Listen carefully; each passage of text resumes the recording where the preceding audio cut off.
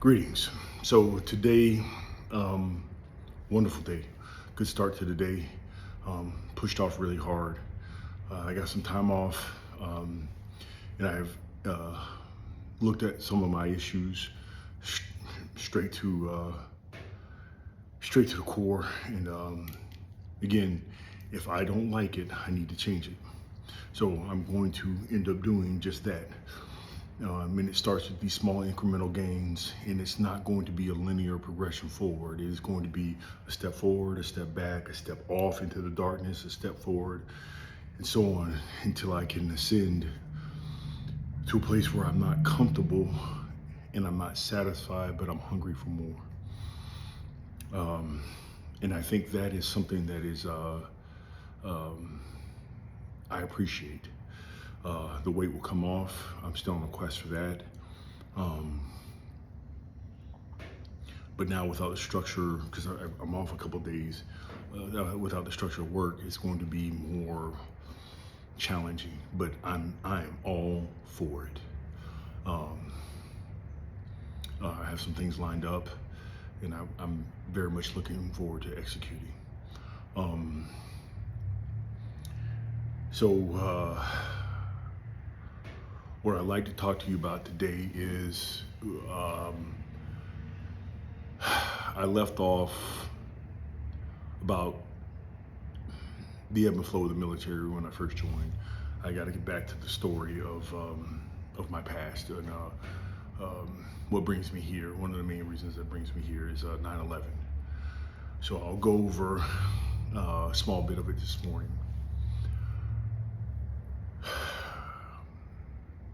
So we were I believe it was Blue Flag.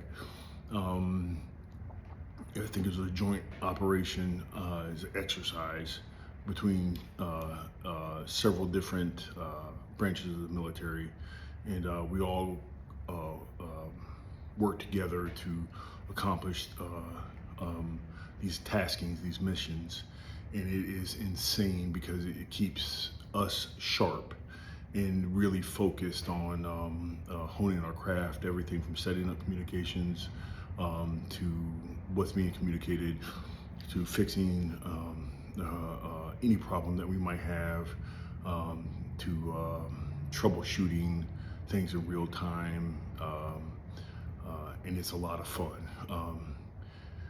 I worked a night shift. So you go in at night. It's normally 7 to 7 or 8 to 8, one of the two. So you show up early, you leave late. And at night, that's when a lot of activity goes on because we're the rulers of the night with the night vision goggles, a lot of aircraft, the F-117 at the time, Nighthawk, which was special, the Black Sheep Squadron. Was it Reapers or Black Sheep? I have to look it up. Black Sheep was the naval variant, but I think they call themselves that. Reapers were the drones, but you couldn't see this jet at night. Could not see it.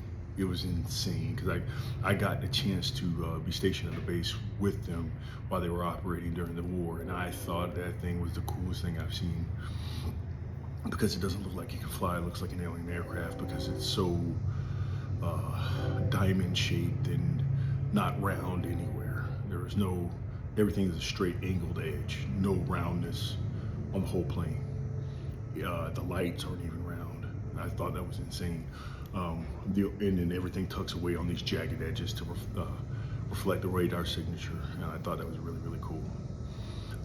The wheels are round, obviously, but everything that is visible while the plane is in flight, everything is squared off or triangular, diamond shape. It's really, really cool. It shouldn't be able to fly, but it does. I digress. So we set up this tent, our communications equipment, coming off shift. I lived off base with my buddy Calisano and another friend of his. another friend of mine. So I'm coming out of the base, and Calisano was about to go into the base, and we're living in the same apartment.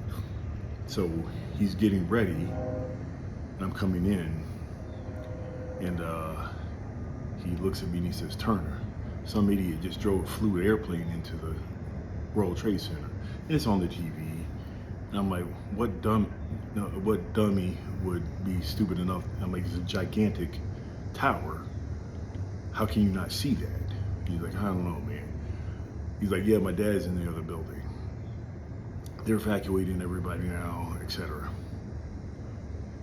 And so I sat down and looked, and you could see the smoke billowing out. I'm like, wow, that's insane. And right at that time, another plane flew into view. Another passenger jet flew into view, and I'm watching it. Calisano's watching it,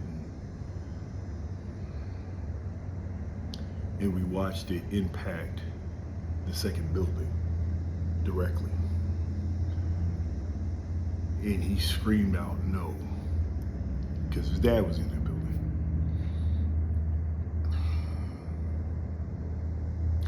And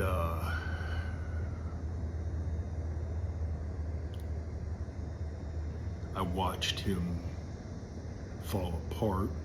His phone immediately rang. I watched him fall apart. His phone immediately rang.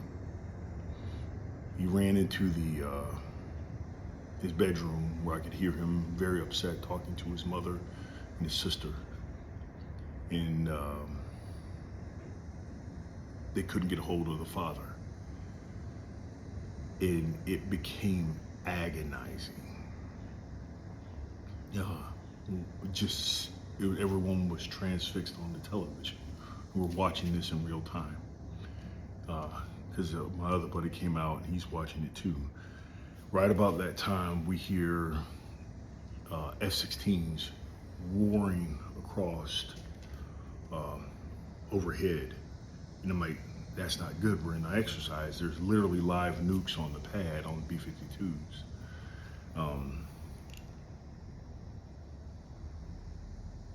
And it was so difficult because they were clearing out the airspace, because the president had flown from Florida to Louisiana to give his first press conference about the attacks.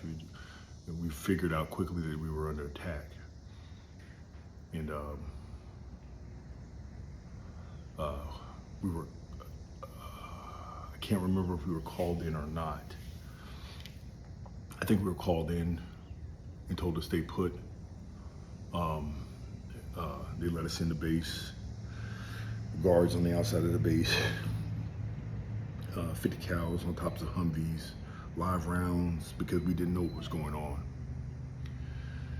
And that became the start of my